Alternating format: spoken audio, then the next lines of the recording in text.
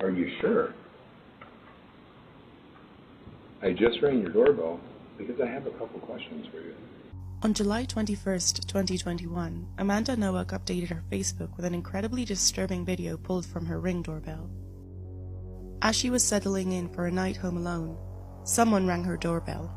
She checked the app only to see a man with grey hair and a grey full-grown beard who was persistently knocking on her door and ringing the bell.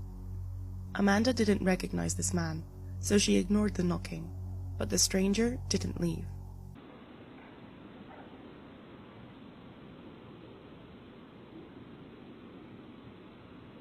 Are you sure? I just rang your doorbell because I have a couple questions for you. Are you sure? Well, what? Are you sure?